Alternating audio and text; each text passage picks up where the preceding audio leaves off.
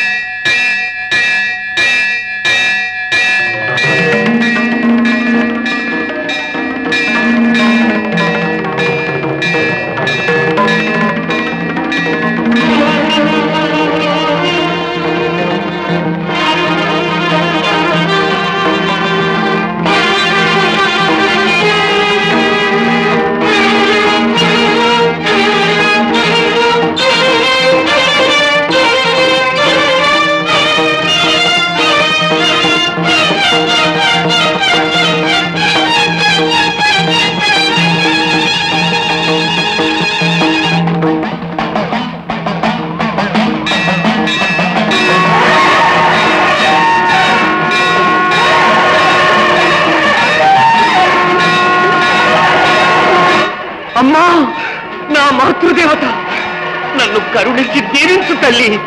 దయామయి, పుణ్యమూర్తి, నన్ను మన్నించవా అమ్మా? ఈ అల్పుని అపరాధాన్ని క్షమించవా అమ్మా? నన్ను మన్నించు తల్లి. తల్లి, నన్ను మన్నించు తల్లి. ఇంకా ఆ పూజారి రాలేదే? వారి అమ్మవారి ప్రసాదం తీసుకొచ్చే సమయం దాటుతున్నదే. ఈనాడు ఉత్సవం కదా, కోవిలంతా భక్తులతో నిండుంటుంది. అందుచేత పూజ పూర్తి చేసి ప్రజలను పంపించి రావద్దు. అది నిజం కావచ్చున మాత్య, అయినా ఇంత ఆలస్యమా? మన్నించండి మహారాజా, ఇదిగో వచ్చేశాను. ఆ తల్లి దివ్య ప్రసాదాన్ని తీసుకుని వచ్చాను. ఏం పూజారి గారు, ఇవాళ ఎందుచేతను ఆనందంతో పొంగిపోతున్నట్లు కనిపిస్తున్నారు? అవును మహారాజా, నా జీవితంలో ఇది శుభదినం. అనంత ఆనంద సముద్రమున తేలి వచ్చాను. మగువలంతా ఆ దేవి అంశములను మహాద్భుత సత్యాన్ని కనుగొని వచ్చారు. పావనమై తిరిగి వచ్చాను. విశ్వ సృష్టి మొత్తం ఆ శక్తి విలాస లీలే అను మాట తెలుసుకుని వచ్చాను. ఏవి ఆ దేవి మహిమ, ఏవి ఆ దేవి మహిమ! ఆహా, అపూర్వమైన భక్తి. 1000 ఏళ్ళు వర్ధిల్లు, వర్ధిల్లు మహారాజా.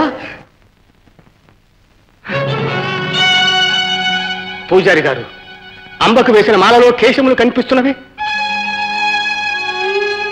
ఇంత సుదీర్ఘమైన శిరోజములు ఎవరో ఒక పడతి కురులే అనే సందేహం కలుగుతున్నది. ఎవరో ఒక స్త్రీ కురులా? అసంభవం అంటారు. అవి ఆ తల్లి కుంతలాలే అని నా అభిప్రాయం. ఏమిటి, ఎంత అహంకారం! అనంత భక్తితోనూ పవిత్ర భావంతోనూ నేను కూర్చున్న మాల యందు పడతి కురులు ఎలా వచ్చినవని అడిగితే ఆ తల్లి కురులే అని హాస్యమాడుతున్నారా?